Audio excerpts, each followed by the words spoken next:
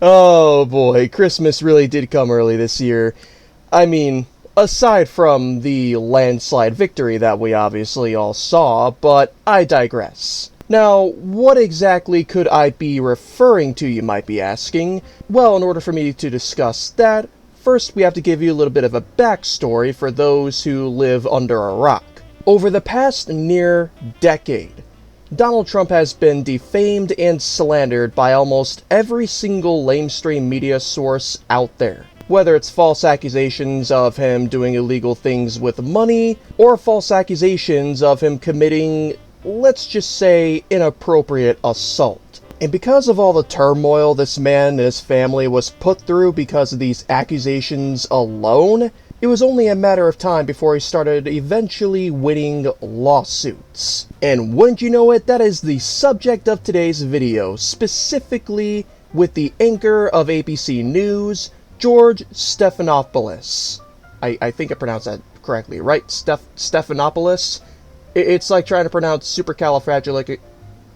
I can't even pronounce that. We'll just call him George for the sake of simplicity. So we've got a lot to get into today, not only with Trump and his recent settlement, but also we're going to take a look into the insanity that is currently going on with the left with what Joe Biden is doing, as well as Kamala Harris. I sincerely hope the rest of you enjoyed today's video, and with that being said, let's take a look at this article from AP News. ABC News has agreed to pay $15 million toward Donald Trump's presidential library to settle a defamation lawsuit over anchor George's inaccurate on-air assertion that the president-elect had been found civilly liable for, let's just say, R4P3ing writer E. Jean Carroll. As part of the settlement made public Saturday, that was 2 days ago at the time of me recording this, ABC News posted an editor's note to its website expressing regret over George's statement during a March 10th segment on his This Week program.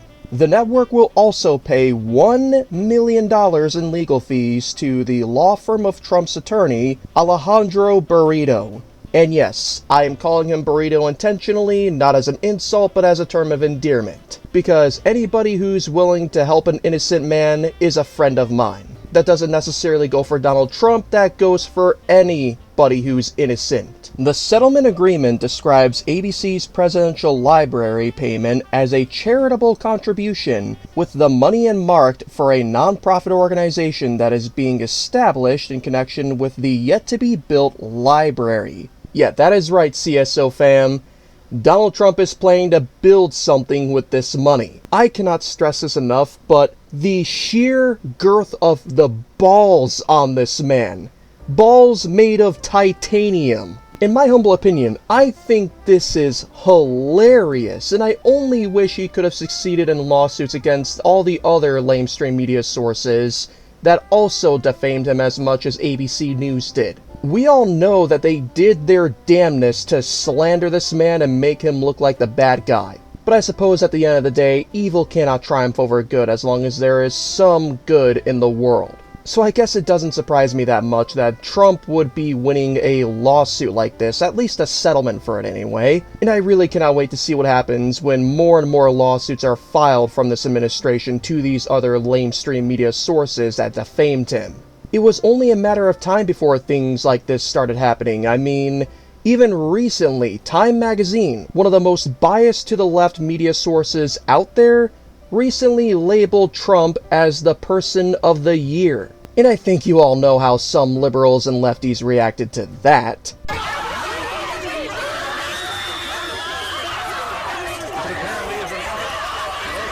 So with all that's happening right now, I really do think that this presidential election is the straw that broke the camel's back for all these lies that are being portrayed by the left. But it's not just coming to fruition with revealing all these lies, it's also causing a lot of people in power, who are still in power for the next month, unfortunately, to make a lot of rash decisions. Let's start with Kamala Harris, who, according to a lot of lamestream media sources, may or may not be running for the governor position of California.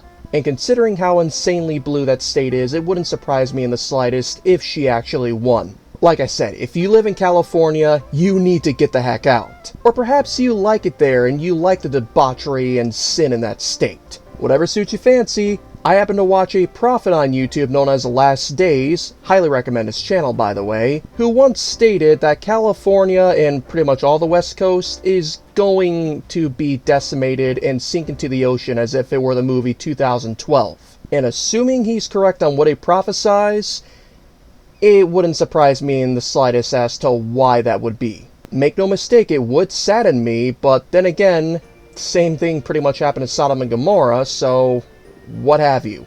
And last but not least, let's talk about the crooked old dementia patient, Joe Biden. So you know how back in his first term, Trump was attempting to build the wall at the southern border to keep out all the illegal immigrants? Joe Biden decided to ship off all the remaining pieces of the wall to a government auction house where each piece would be sold for $5. Readily made and ready to install.